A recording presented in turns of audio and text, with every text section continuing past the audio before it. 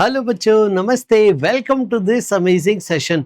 आपने देखा होगा हमने ग्रेविटेशन के topic wise topic lectures upload किए हैं और आपको बेस्ट क्वालिटी कंटेंट सबसे कम समय में मोस्ट इफेक्टिव कंटेंट आपको दिया है। हर एक लेक्चर में आपको बहुत कुछ सीखने को मिल रहा होगा और इसी सीरीज में हम लेके आए हैं आपके लिए आज का next video lecture for gravitation. आज हम क्या क्या करेंगे देखिए, डिस्कस करते हैं। सबसे पहले डिफरेंट बॉडीज के लिए कौन कौन सी बॉडीज सर, आओ देखो मैं बताऊं। Continuous bodies, rod, ring, disc, इनके लिए फील्ड और पोटेंशियल क्या होगा वो आज हम डिस्कस करेंगे, उसके फॉर्मूले सीखेंगे। उसके बाद हम मिक्स्ड कॉन्सेप्ट प्रॉब्लम सॉल्विंग करेंगे इस चैप्टर की।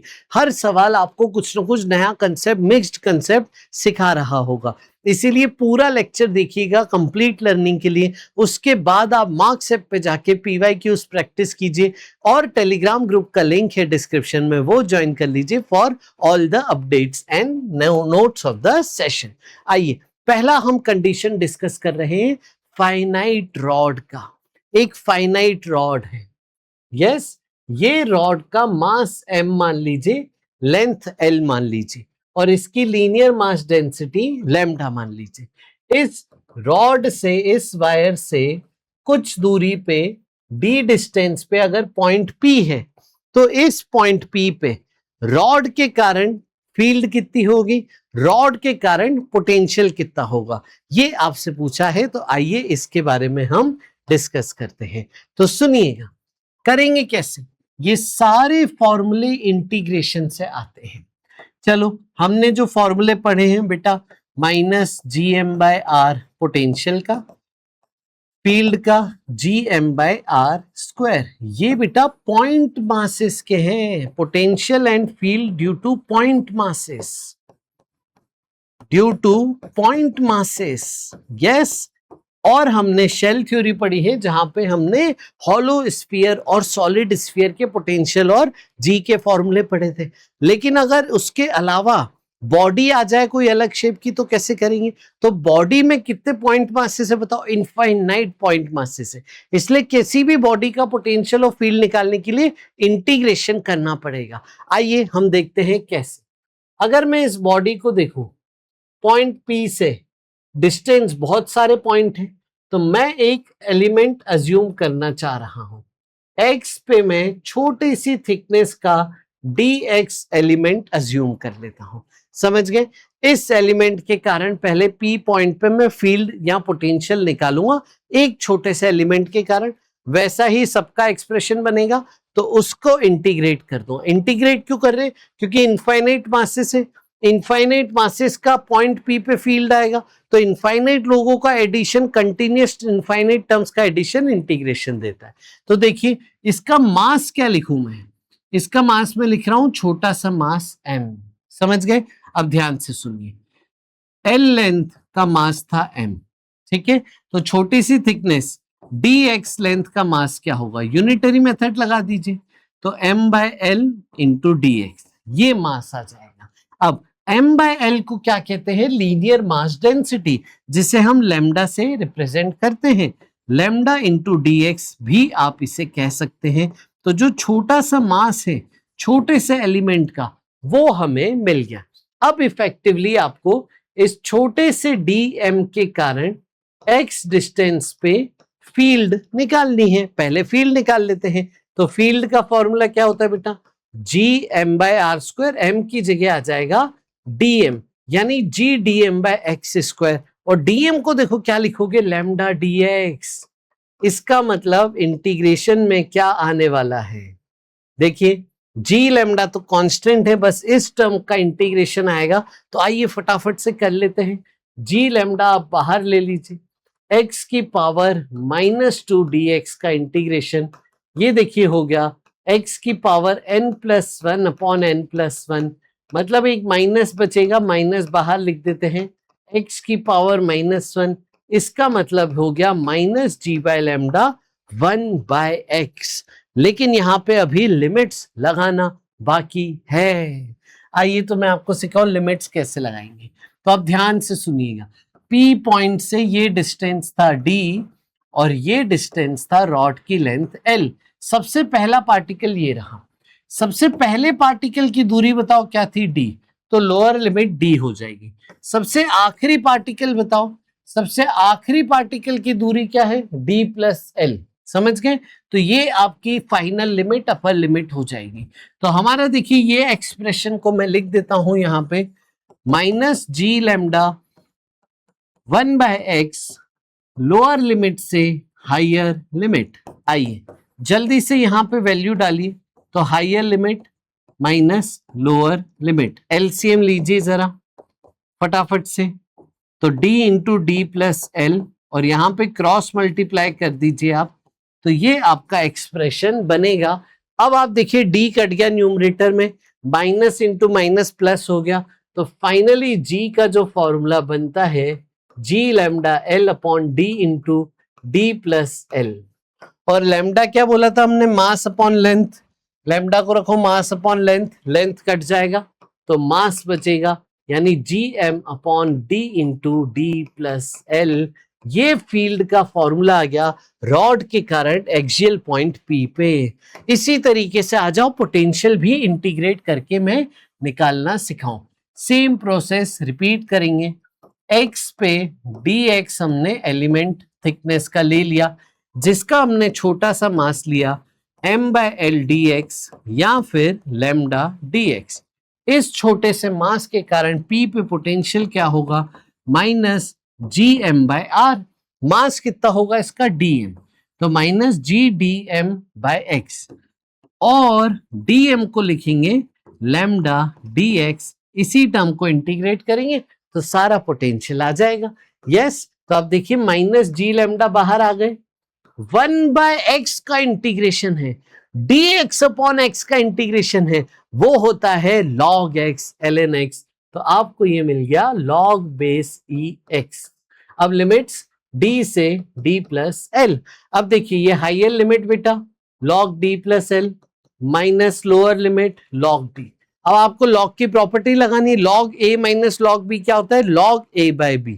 एम आई राइट बेटा? तो पोटेंशियल देखिए आ गया minus G lambda L N D plus L upon D, या फिर लैम्डा को आप मास अपॉन लेंथ रख दीजिए, तो ये आपका एक्सप्रेशन बना।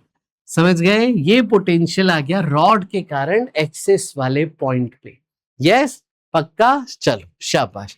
अब सर ये जरूरी क्यों है, फील्ड और पोटेंशियल जरूरी क्यों है, याद रखना है क्या सर? देखो याद रखना बहुत अच्छी बात है ना, मेंस में भी आते हैं ऐसे सवाल। ठीक है, मेंस में तो टाइम भी बहुत कम होता है, एडवांस में फिर भी टाइम है, आपको कुछ सवाल ही करने होते हैं तो इंटीग्रेट करके डिराइव कर सकते हो। मेंस में तो बहुत टाइम का कंस्ट्रेंट है, 1 घंटे पे बहुत सारे सवाल करने, तो आप इंटीग्रेशन में टाइम नहीं बर्बाद करना चाहेंगे, इसलिए फॉर्मूला याद करना समझदारी है। अब यहाँ पे आ जाते हैं, अगला सवाल देखिए। अगला सवाल यह है कि यूज क्यों है, क्यों याद रखना है। मान लीजिए ये स्मॉल m मास है, कैपिटल M L लेंथ। आपसे पूछा है इस सिस्टम की पोटेंशियल एनर्जी बताइए, आपसे पूछा है रॉड इस मास पे कितना फोर्स लगाएगी बताइए, तो कैसे बताएंगे हम? इसीलिए हम फील्ड याद रखते हैं, फोर्स अपॉन मास, यही तो फॉर्मूला था फील्ड का। मास को मल्टीप्लाई कर दीजिए तो फोर्स आ जाएगा मास इनटू फील्ड। यस, अब फील्ड का फॉर्मूला हमें याद है अगर, तो हम इसे पुट कर देंगे और ये इनके बीच का फोर्स हो जाएगा। समझ में आई बेटा? तो पोटेंशियल एनर्जी भी निकालते हैं, ये हो गया फोर्स इन दोनों के बीच का। अब पोटेंशियल एनर्जी, पोटेंशियल होता है potential energy upon mass, potential energy हो गई मास इनटू पोटेंशियल। अब इसका जो पोटेंशियल हमने लिखा था minus G M by L L N D plus L upon D, वो हमने यहाँ पे पुट कर दिया, तो हमें पोटेंशियल एनर्जी मिल गई इन दोनों के इंटरेक्शन की। आया बेटा बात समझ में? इसीलिए बहुत जरूरी है फील्ड और पोटेंशियल के फॉर्मूले याद करना। अगला सवाल देखिए यहाँ पे, अगला सवाल है यहाँ पे, अगर वायर से परपेंडिकुलर पॉइंट हो तो, एक आपको बोला है इनफाइनाइट मास वाली वायर है, एक वायर है जिसकी लेंथ इनफाइनाइट है, लीनियर डेंसिटी लैम्डा है, आपको बोला है फील्ड बताइए, तो किसी r डिस्टेंस पॉइंट पे ग्रेविटेशनल फील्ड जिसका डायरेक्शन रॉड की तरफ होगा उसका फॉर्मूला देखिए क्या है, 2g लैम्डा बाय r। समझ गए? तो फॉर्मूला इनफाइनाइट वायर का परपेंडिकुलर पॉइंट पे होता है 2g लैम्डा बाय r। आइए आगे चलते हैं। अब देखिए पोटेंशियल नहीं डिफाइंड है, पोटेंशियल डिफरेंस डिफाइन होता है यहां पे। समझ गए? यहां पे पोटेंशियल डिफरेंस डिफाइन होता है क्योंकि हम इंटीग्रेट करते हैं, वहां पे लॉग आता है, लॉग में जीरो से आर नहीं कर सकते, लॉग में जीरो लिमिट नहीं लगा सकते, इसीलिए पोटेंशियल नहीं डिफाइंड है, पोटेंशियल डिफरेंस डिफाइंड है। तो आप देखिए ए बी का जो पोटेंशियल डिफरेंस है उसका आपको फॉर्मूला दिया है, वो है -2g lambda ln r final upon r not. समझ गए बेटा? ये फॉर्मूला है इनके बीच के पोटेंशियल डिफरेंस का, और ये फॉर्मूला है फील्ड का इनफाइनाइट मास कैरिंग वायर का। समझ गए बेटा? यस, ध्यान रखिएगा ये। आगे चलते हैं, रिंग। रिंग वाला केस बड़ा इंपॉर्टेंट है। आ जाओ रिंग की फील्ड पे पहले बहुत बात कर लेते हैं। तो एक रिंग है बेटा, चलो पहले तो मैं एक काम करता हूं, आपकी रिंग को स्ट्रेट सिंपल प्लेन में रख देता हूं और सेंटर पे मैं पूछता हूं स्मॉल एम पे फोर्स बताइए रिंग के कारण। तो हर एक हिस्सा इसको अपनी तरफ फोर्स लगा रहा होगा, डायमेट्रिकली अपोजिट पॉइंट सारे एक दूसरे के फोर्स को कैंसिल कर देंगे, नेट फोर्स सेंटर पे जीरो आ जाएगा, नेट फील्ड सेंटर पे जीरो आ जाएगी। इसीलिए मैं सेंटर पे नहीं बात कर रहा हूं, रिंग की एक्सिस पे बात कर रहे हैं।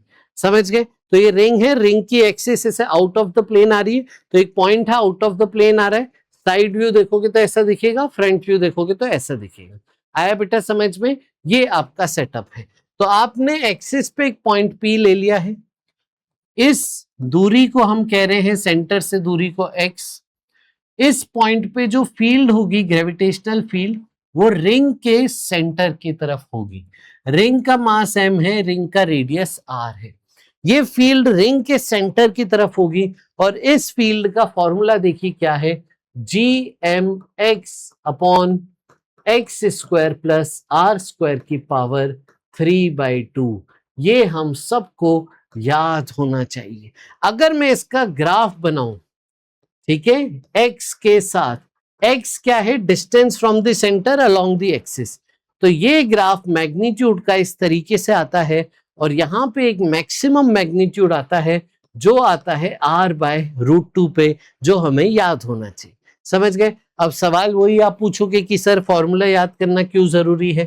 चलिए एक बेसिक सवाल पूछ लेते हैं। m मास r रेडियस, आपसे पूछा है पॉइंट P है, डिस्टेंस है √3r। चलिए यहां पे स्मॉल m मास रख दिया, इस पे फोर्स बताइए तो रिंग के कारण है ना, या फिर रिंग के कारण इस पे फोर्स, या एक्शन रिएक्शन मास का फोर्स रिंग पे बताइए तो हम क्या करेंगे, यहां पे ऐसे ही एक सवाल है, वही डेटा ले लेता हूं मैं, याद आया मुझे, ये रहा, कितना है डेटा, √8। ठीक है, सेम सवाल देखो अभी आएगा, प्रीवियस ईयर में भी पूछे गए हैं ये डिस्टेंस हम मान लेते हैं √8r है। ठीक है, अब बताओ बेटा कैसे करेंगे, तो इसके कारण इस पे फोर्स या इसके कारण इस पे फोर्स हम कैलकुलेट कर लेते हैं। तो हमें फोर्स कैसे निकालना है, वो हमें निकालना है mass into field, gravitational field, और ग्रेविटेशनल फील्ड का आपने अभी फॉर्मूला देखा, बस यहां पे आप x की अब वैल्यू डाल दीजिए। तो आइए डालते हैं, वैल्यू क्या आ जाएगी, gmm √8 into r whole divided by x square हो जाएगा 8r square plus r square की पावर 3/2। देखिए डिनोमिनेटर देखिए, 9r स्क्वायर की पावर 3/2, 9 को लिख दीजिए 3 स्क्वायर, तो ये 3r का स्क्वायर की पावर 3/2 है, ये कट गया, आपको मिलेगा 3r की पावर क्यूब, इसका मतलब 27r cube. M I right बच्चों, यही मिलेगा। तो डिनोमिनेटर देखो मिल गया, तो gmm √8r upon 27r cube, एक r और काट दीजिए ऊपर वाले r से, तो ये आपको फोर्स का फॉर्मूला मिल गया। आया बेटा समझ में? पक्का? तो ये आपका आंसर है। चलिए देखिए अब सवाल एक ऐसा आपके सामने है, आपको सवाल सेम पूछा है बट अलग फॉर्मेट में, एग्जाम में आया हुआ सवाल है। आपको बोला है ग्रेविटेशनल फोर्स ऑफ अट्रैक्शन बताइए बिटवीन द रिंग और स्फीयर में ग्रेविटेशनल फोर्स ऑफ अट्रैक्शन बताइए। जहां पे रिंग जो का प्लेन है वो स्फीयर के प्लेन से लाइन ज्वाइनिंग से परपेंडिकुलर है, मतलब जो लाइन ज्वाइनिंग है वो रिंग की एक्सिस है, तो हमारा एक्सिस वाला फॉर्मूला लग जाएगा। डिस्टेंस √8r हमने ले ही लिया था, यस। और आपसे बोला है दोनों का रेडियस सेम है। कैसे करेंगे? देखो, हमने सीखा है कि ये पॉइंट सारे रिंग जो है वो स्फीयर के लिए बाहर वाला पॉइंट है, यस। तो हमने सीखा है कि आउटसाइड पॉइंट के लिए स्फीयर का सारा मास सेंटर पे मान के अज्यूम किया जा सकता है, तो सारा मास इसका हम स्फीयर के सेंटर पे मान लेते हैं। समझ गए? अब ये स्फीयर इस रिंग पे क्या फोर्स लगा रहा है, या फिर एक्शन रिएक्शन से ये रिंग स्फीयर से क्या फोर्स लगा रही है, बस इतना ही तो देखना था। वही तो अभी निकाला हमने। क्या आया देखो, इसका फॉर्मूला आई थिंक √8/27 आया था। वो देखिए ऑप्शन 4 है, वो आपका आंसर आ गया।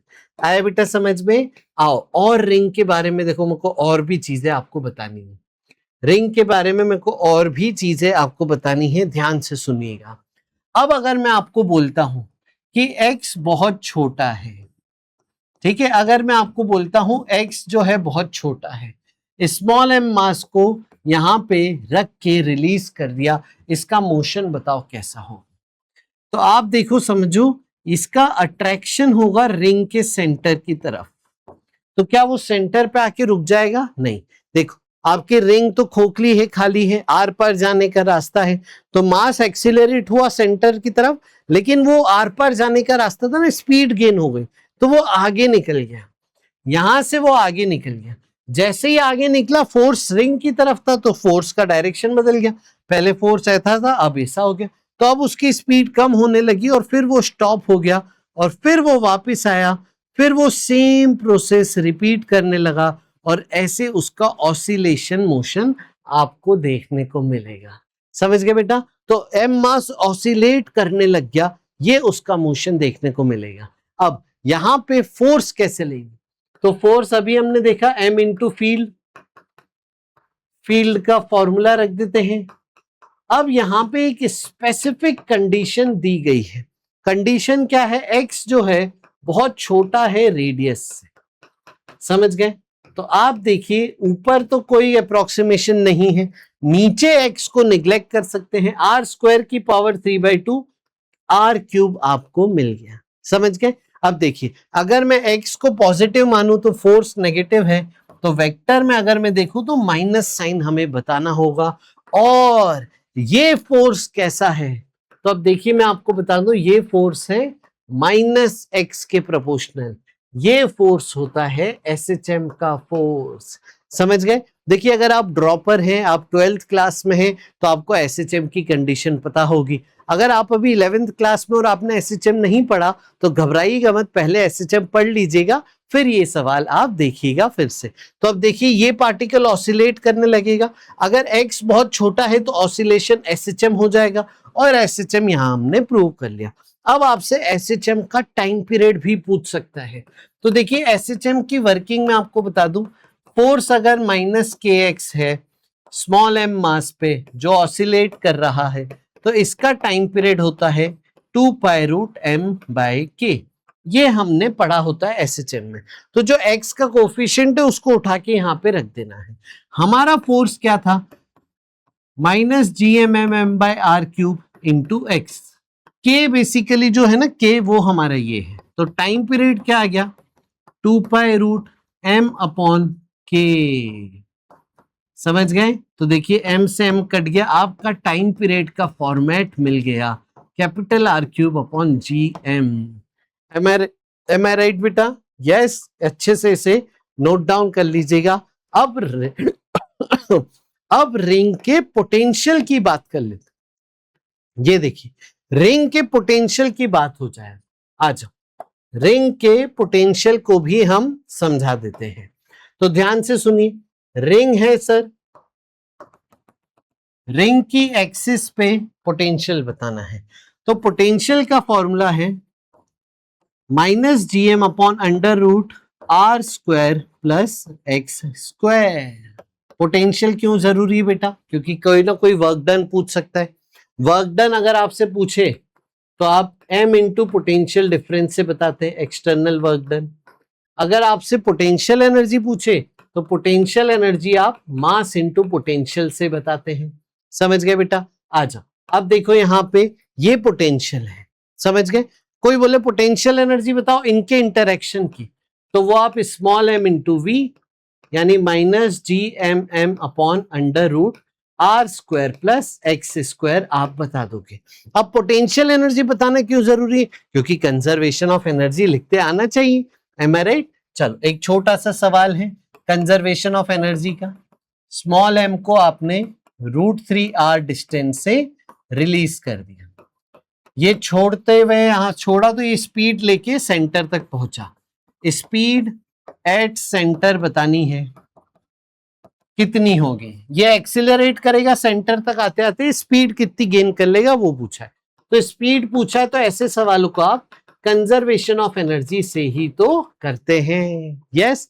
अब देखिए initial potential energy minus G M M upon under root R square plus X square. X कितना? √3r, तो उसका स्क्वायर आप कर दीजिए। Kinetic energy 0।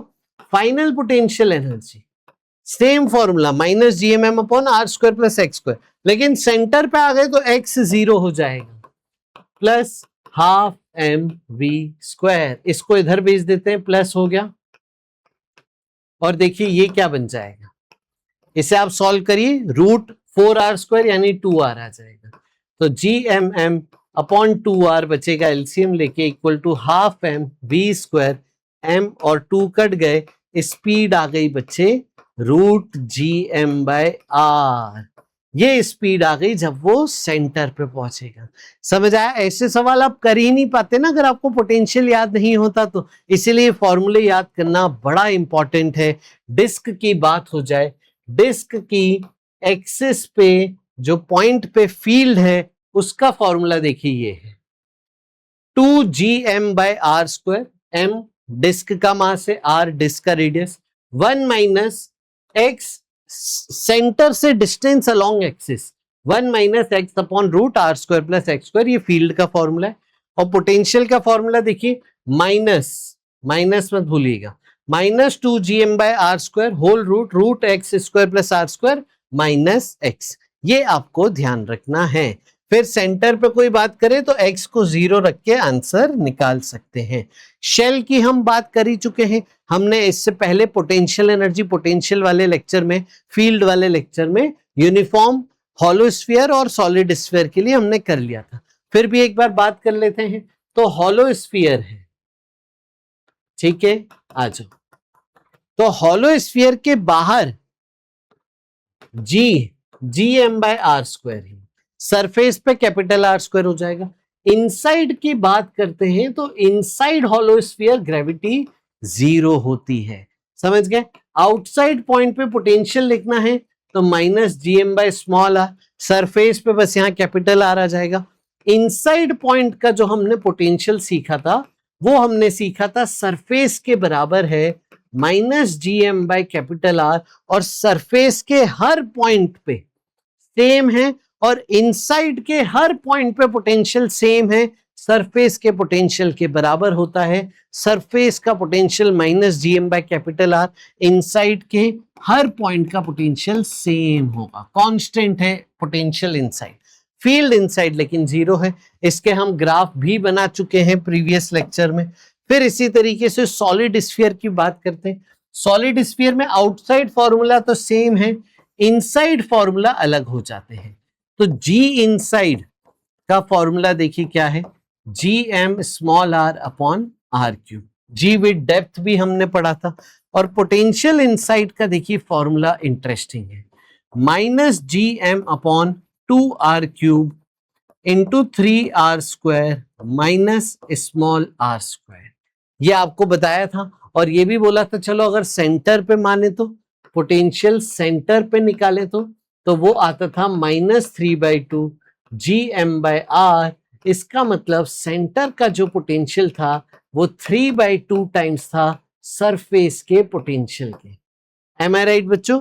ये सब देखिए आपको बताया गया है सॉलिड स्फीयर हॉलो स्फीयर का प्रीवियस लेक्चर में, वो जरूर देखिएगा। समझ गए बेटा? चलें आगे। तो ये आप देखिएगा। अब देखिए कुछ इंटरेस्टिंग सवाल आपको कराते हैं, आपको कुछ नए कॉन्सेप्ट आपको मिलेंगे इन सवालों के थ्रू। आइए अगला सवाल देखिए, एग्जाम में आया हुआ 25 जनवरी 2023 मॉर्निंग शिफ्ट में। अज्यूम कीजिए अर्थ एक सॉलिड स्फीयर है जहां पे अर्थ के टनल के अलोंग, अर्थ के डायमीटर के अलोंग एक टनल क्रिएट कर दी। अर्थ के डायमीटर के अलोंग एक टनल क्रिएट कर दी और पार्टिकल यहां पे इस टनल में छोड़ दिया। तो पार्टिकल एसएचएम करने लगा और आपसे पूछ रहे हैं इस एसएचएम का टाइम पीरियड बताइए। ठीक है, समझ गए? तो अब देखो एसएचएम का टाइम पीरियड आ गया। तो अभी हमने थोड़ी देर पहले लॉजिक जो सीखा था वही लॉजिक से ये सॉल्व करूंगा। लॉजिक फिर से लिख देता हूं। फोर्स जो है -kx होता है एसएचएम में, तो टाइम पीरियड आ जाता है 2π√m/k। x क्या है? मीन पोजीशन से डिस्प्लेसमेंट। अब अगर मैं अर्थ बनाऊं, इस मोशन में मीन पोजीशन क्या होगी? सेंटर। सेंटर से x दूरी पे मैं एक m मास रख देता हूं। समझ गए? इस m मास पे फोर्स बताना है, तो फोर्स तो सर mg ही तो होगा, लेकिन g इनसाइड वाला लेना है। g डैश मैंने लिख दिया है, g इनसाइड वाला लेना है। तो इनसाइड g का देखिए सॉलिड स्फीयर में फॉर्मूला क्या होता है, अभी हमने सीखा। ये देखिए आपके सामने है ना, ये तो आपको याद ही होगा, पिछले लेक्चर में भी बताया था। तो इनसाइड के केस में सेंटर से x दूरी पे g का फॉर्मूला है gmx/r³। तो यहां पे देखिए फोर्स आ गया gm/r³। अगर आप x को पॉजिटिव मानते हैं ऊपर, तो फोर्स नीचे है तो एक माइनस साइन लगा देंगे वेक्टर फॉर्म में दिखाते हुए। तो देखिए सेम फॉर्मेट आ गया है ना, बस k की जगह ये है। तो आप टाइम पीरियड बता दीजिए। टाइम पीरियड आ जाएगा 2π√m/, इस पूरे को रख दीजिए।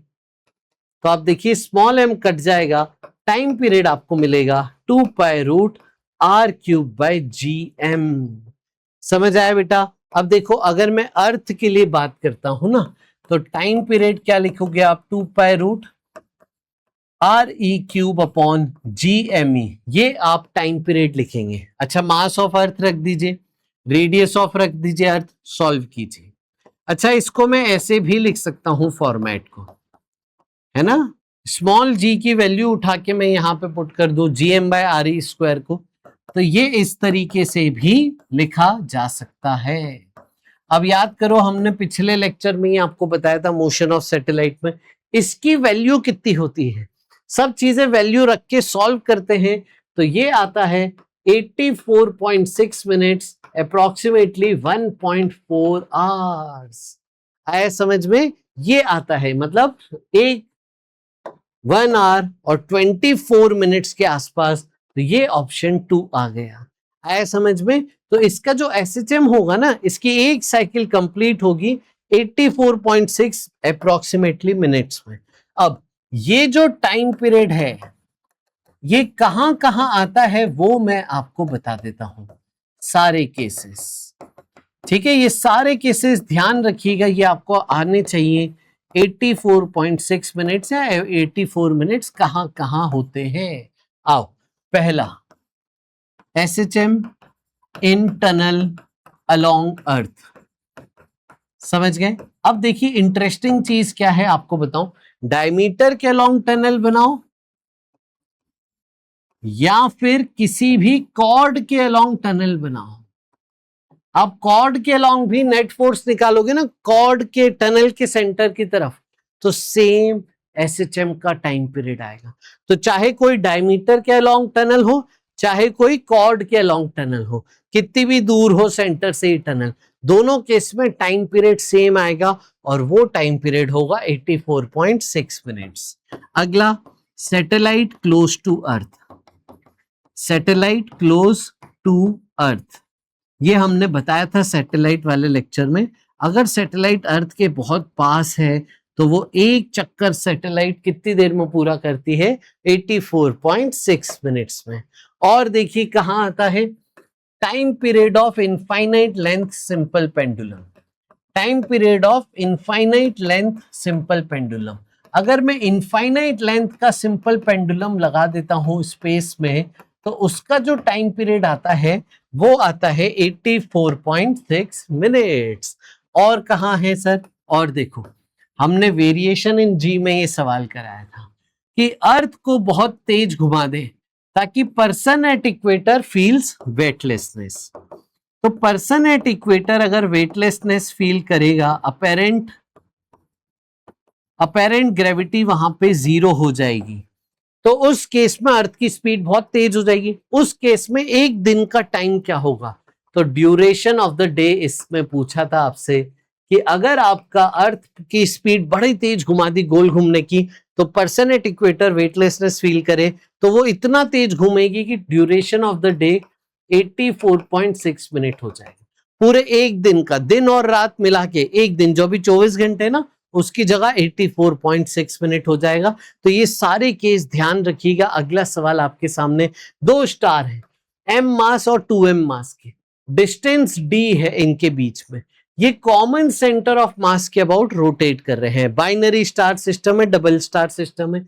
The time period of revolution is, आइए बाइनरी स्टार सिस्टम में एक मास m है, एक मास 2m है, ये डिस्टेंस आपका d है। सबसे पहले तो आपको सेंटर ऑफ मास की पोजीशन बतानी है। 0 0 मान लेता हूं, ये d,0 मान लेता हूं। तो सेंटर ऑफ मास की पोजीशन होगी m1 x1 m2 x2 upon m1 plus m2। Solve कीजिएगा, ये आ गया 2d/3। इसका मतलब ये दोनों जब अपने म्यूचुअल ग्रेविटेशनल फोर्स से सर्कुलर मोशन कर रहे हैं, तो सर्कुलर मोशन कैसा होगा आओ देखें। तो सेंटर ऑफ मास से इसकी दूरी 2d/3, ये इसका रेडियस हो जाएगा। 2m का दूरी d/3, वो उसका रेडियस हो जाएगा। तो सर्कुलर मोशन जब होगा तो m मास इस सर्कल में घूम रहा होगा, 2m मास इस सर्कल में घूम रहा होगा। समझ गए, ये दोनों मास इस तरीके से घूम रहे होंगे। अब आप ध्यान से सुनिए, यहां पे जब आप ऐसे घुमा रहे होंगे तो एक का रेडियस बड़ा है, एक का रेडियस छोटा है, इस तरीके से। समझ गए, ये आपका सेटअप है। अब ध्यान से सुनिए, इस पे जो फोर्स है वो सिर्फ 2m के कारण ही है। तो इस पे जो फोर्स है वो 2m के कारण है, और वो फोर्स सेंटर ऑफ मास की तरफ होना चाहिए। और सेंटर ऑफ मास आपका रेडियस के अलोंग है, सेंटर ऑफ द सर्कल है। तो देखिए सेटिंग ऐसी होगी ना कि ये हमेशा एक दूसरे के डायमेट्रिकली अपोजिट होने चाहिए। जब ये एक दूसरे के डायमेट्रिकली अपोजिट होंगे तभी फोर्स सेंटर की तरफ होगा। अगर सपोज एक ऊपर एक नीचे हो गया तो सेंटर की तरफ तो फोर्स आया ही नहीं, फोर्स अलग डायरेक्शन में हो जाएगा। तो इसलिए सबसे पहली चीज, ये लोग एक दूसरे के डायमेट्रिकली अपोजिट पॉइंट्स पे होने चाहिए। चलिए अब मैं बना देता हूं। तो अब देखना, एक चक्कर घूमने का टाइम, ये देखिए एक चक्कर पूरा दोनों साथ साथ कर रहे होंगे, दोनों का टाइम पीरियड सेम है, दोनों का ओमेगा सेम है। समझ गए बेटा? तो जल्दी से अब इसे सॉल्व करिए और निकालिए। आओ करते हैं। तो अब देखिए, ग्रेविटेशनल फोर्स को आप सेंट्रिपिटल फोर्स के बराबर करेंगे। ग्रेविटेशनल फोर्स क्या था, Gm1m2/r² इक्वल टू mv²/r। अब यहां पे एक बहुत बारीकी है जो याद रखनी है। स्मॉल r क्या है, रेडियस ऑफ सर्कल। लेकिन यहां पे स्मॉल r क्या है इस फॉर्मूले में, डिस्टेंस बिटवीन मासेस। आया क्या बेटा समझ में? यस, डिस्टेंस बिटवीन मासेस है और ये स्मॉल r रेडियस है। कई बार जल्दीबाजी में हम r से r काट देते हैं, बट देखते ही नहीं कि यहाँ पे क्या दोनों r सेम है, इनकी परिभाषा तो अलग अलग है। अब देखिए, दोनों मास के बीच की दूरी कितनी दी है, d, यानी इन पे जो फोर्स आएगा Gm1m2 अपॉन 2d का स्क्वायर आएगा। ठीक है, अब मैं किसके लिए लिखूं, चलो स्मॉल m के लिए लिख देता हूं। तो स्मॉल m के लिए लिखूंगा mv² upon r। Small m का r कितना है, 2d/3। ये आपको बड़ा बारीकी से लिखना था, समझ गए। अब चलिए इसे सॉल्व करते हैं। तो ये हो गया 2gm² upon 4d square equal to mv² 3 upon, ये m सेम है, mv² 3 अपॉन 2d, समझ गए। तो एक m से एक m कट गया, एक d से d कट गया, ये 2 4 काट देंगे। तो gm अपॉन 3d का होल रूट आपको स्पीड मिल गई छोटे वाले की, स्मॉल m की, समझ गए। अब टाइम पीरियड कैसे होगा, 2 पाई r बाय v। तो स्मॉल m का टाइम रेडियस क्या था, 2d/3, और स्पीड कितनी आई अभी हमारे पास, √gm/3d, समझ गए। सारा गेम कोफिशिएंट का सही कोफिशिएंट लगाएंगे तो सही आंसर आ जाएगा। आपको देखिए क्या मिल जाएगा, ये d ऊपर चले जाएगा, d³/gm। अब देखिए कांस्टेंट देख लेते हैं हम, 2/3 और ये ऊपर चला गया √3, समझ गए। तो ये आपका सेटअप है। अब एक बार देखें हम किस फॉर्मेट में दिया है आंसर, 2 पाई बाहर है, बाकी सब अंदर है, ठीक है। तो 2 पाई को बाहर रहने दीजिए, बाकी सबको अंदर ले जाइए। तो ये हो जाएगा 4/9 इंटू 3, यानी रूट में क्या आपका आंसर 4/3 आ रहा है सर, चेक कीजिए क्या यहां पे आंसर आ रहा है, चेक कीजिए जरा, चेक कीजिए जरा, ये 4 रहेगा कि नहीं रहेगा सर, चेक कीजिए, चेक कीजिए, फटाफट से चेक कीजिए, क्या आपका आंसर मैच कर रहा है क्या किसी भी ऑप्शन से, यस, यही बस आपको चेक करना है। ये आपने चेक कर लिया तो आपका आंसर आ गया, दैट्स इट, समझ गए, पक्का।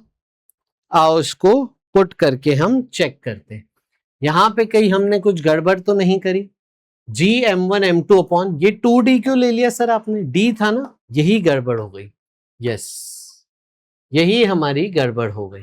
तो ये gm1 m2 अपॉन d² था, और 2d तो यहां पे था, तो ये d² यहां पे रख देते हैं, ठीक है। तो 2 कैंसिल नहीं हुआ है बेटा, 2 बचा है ना। तो क्या आ जाएगा, gm2m upon d² equal to 3mv² upon 2d।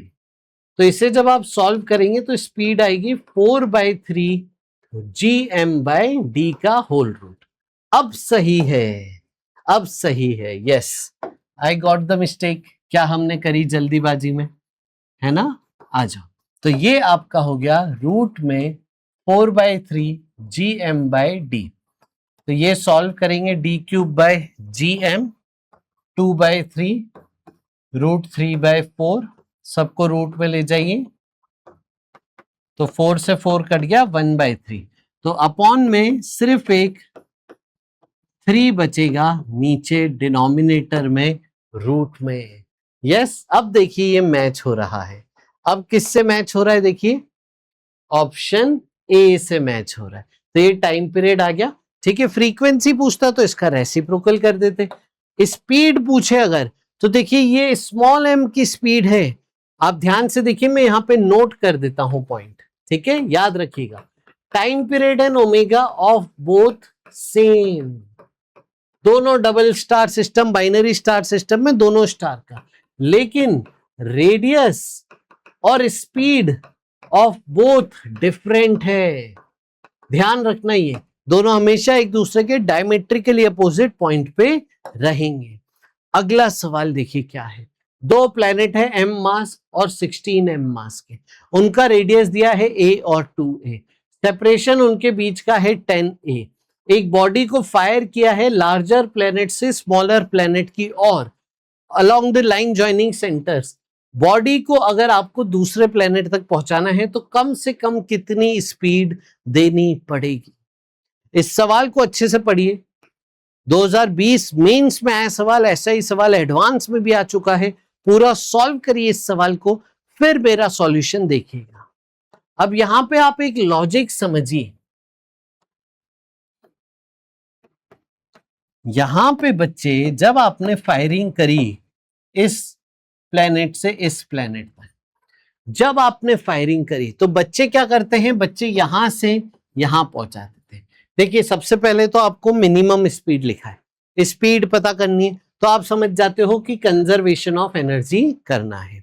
ठीक है, फिर आप बोलते हो कम से कम स्पीड, तो कम से कम स्पीड दो ताकि वो यहां तक पहुंच जाए। तो फाइनल स्टेट पे स्पीड 0 मान लेते हैं, तो फाइनल स्टेट पे 0 स्पीड मान लेते हैं, कंजर्वेशन ऑफ एनर्जी करते हैं, सॉल्व कर लेते हैं। अब वो फाइनल पॉइंट जो है वो बच्चे ये वाला पॉइंट ले लेते हैं जहां पे गलत हो जाता है। आप सुनना मेरी बात, इस लाइन पे एक आता है न्यूट्रल पॉइंट। न्यूट्रल पॉइंट एक ऐसा पॉइंट है जहां पे इस प्लेनेट की ग्रेविटी और इस प्लेनेट की ग्रेविटी बैलेंस होगी, नेट ग्रेविटी 0 होगी। इस न्यूट्रल पॉइंट के इस तरफ आओगे तो ये प्लेनेट की ग्रेविटी भारी हो जाएगी, ये उसको अपने आप खींच लेगा। इस प्लेनेट के इस तरफ आओगे तो इसकी ग्रेविटी ज्यादा है, अगर पार्टिकल कहीं यहां रुक गया तो वो उसको अपने आप खींच लेगा। तो आपको सिर्फ न्यूट्रल पॉइंट तक पहुंचाना था, ये इसका लॉजिक है। तो आपने यहां से फायर किया तो आपको सिर्फ न्यूट्रल पॉइंट तक पहुंचाना है, क्योंकि इसके आगे तो ग्रेविटी इसकी भारी हो गई, अपने आप ही खींच लेगी। ये बहुत शानदार कंसेप्ट है। तो इसका मतलब इसको सॉल्व करने से पहले आपको न्यूट्रल पॉइंट निकालना पड़ेगा। तो ये डिस्टेंस सेंटर टू सेंटर आपको दिया था 10a। न्यूट्रल पॉइंट पे इसकी ग्रेविटी और इसकी ग्रेविटी बैलेंस करनी है। यहां से सपोज मैं अगर x डिस्टेंस मान लेता हूं तो gm by X square equal to इसकी gravity g16m upon 10r minus X का होल स्क्वायर। आया समझ में? अब देखिए अंडर रूट ले लीजिए दोनों तरफ, gm कट जाएंगे, 1 by X equal to 4 upon 10r minus X, cross multiply कीजिए, 10r minus X equal to 4x, 5x equal to 10r, x बेटा आ गया आपके पास 2r। समझ गए? r को आई थिंक इन्होंने a बोला है तो आपका आ गया 2a। अब हम कंजर्वेशन ऑफ एनर्जी करते हैं। इनिशियल पोजीशन बताओ, ये रही 16m से कितनी दूरी है 2a, और m से कितनी दूरी है इसकी, देखिए सेंटर टू सेंटर 10 है, उसमें से 2 माइनस कीजिए, 8m स्मॉल m। अगर मैं फाइनल पोजीशन बताऊं तो वो न्यूट्रल पॉइंट पे है, यहां से दूरी आ गई थी 2a, इसके सेंटर से हो जाएगा 8a, और स्मॉल m यहां पे आके रेस्ट पे आ जाए, बस यहां तक पहुंच जाए, बस इसके आगे वो अपने आप खींच लेगा, बस आपको यहां तक पहुंचाना है।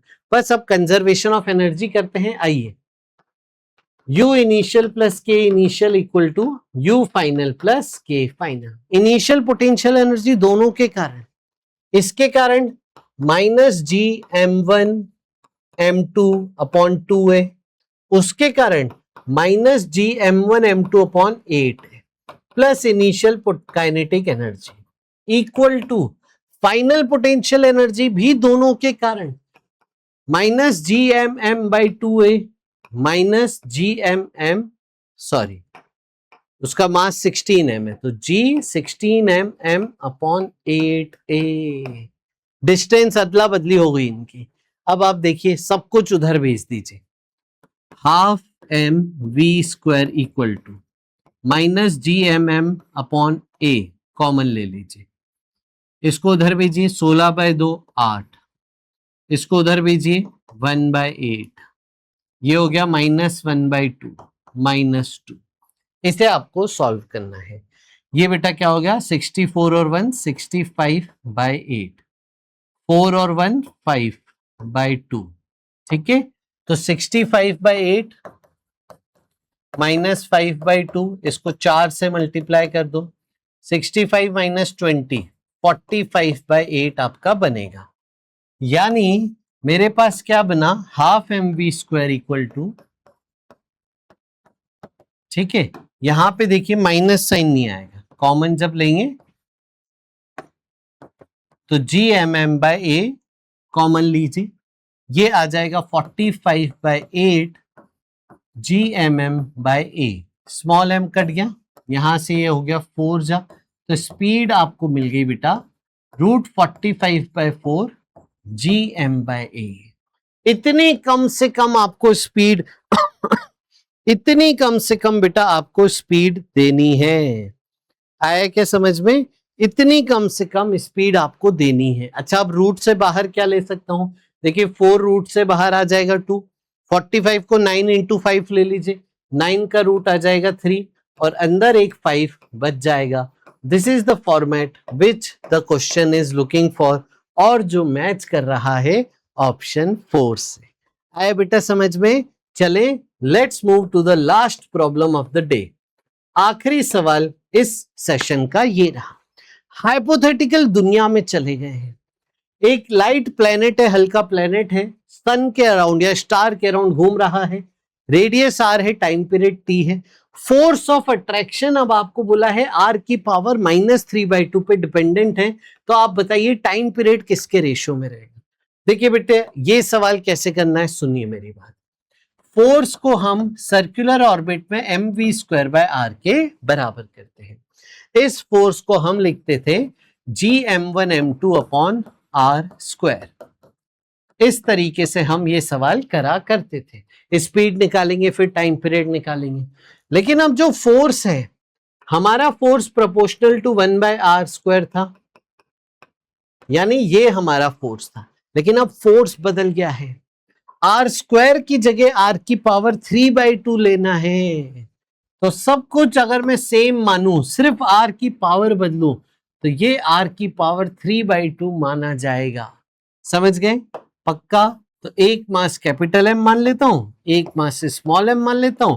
तो आप देखिए ये कट के क्या बनेगा, 3/2 में से 1 माइनस कीजिए, बचेगा r की पावर 1/2 का होल। समझ में आया? ये स्पीड आ गई। अब time period, total distance upon speed 2πr upon speed को रखिए रूट gm, वो ऊपर चले जाएगा, रूट में r की पावर हाफ, इसको रूट में ले जाएंगे तो ये हो जाएगा √r²। तो ये आपको मिल गया r की power 2 plus half 5/2 upon gm। Square कर दीजिए दोनों तरफ, ये टाइम की प्रोपोर्शनलिटी आ गई, तो time square proportional to r की पावर 5/2 हो जाएगा। यहाँ पे प्रोपोर्शनलिटी देखिए mg क्या रहेगी वो नहीं पता, बस हमें रेडियस पता था, तो बाकी सबका नहीं पता, इसलिए रेडियस के साथ आप यहाँ पे प्रोपोर्शनलिटी जो आ रही है वो आपने निकाल ली 5/2। आया समझ में बेटा? ऐसे सवाल कई बार कई एग्जामों में देखने को मिले हैं, जब हाइपोथेटिकल कंडीशन ले लेते हैं और फोर्स का फंक्शन ही बदल देते हैं। तो प्रॉपर डेरिवेशन के थ्रू आपको जाना होता है। समझ गए बेटा? तो ये था आज का सेशन, बहुत कुछ आज हमने सीखा। कमेंट करके बताइएगा, और कुछ एक्स्ट्रा अगर आप चाहते हैं, कोई एक्स्ट्रा सेशन चाहते हैं किसी भी टॉपिक पे, तो कमेंट जरूर करिएगा और इसे शेयर करिए पूरे भारत में। मार्क्स ऐप पे जाके प्रैक्टिस करिए, क्विजर पे जाके टेस्ट दीजिए। मिलते हैं अगले सेशन में। बहुत सारा प्यार, बहुत सारा आशीर्वाद। मैं हूं Ajit Lulla, BTech from IIT Bombay. Thank you so much, bye bye, take care.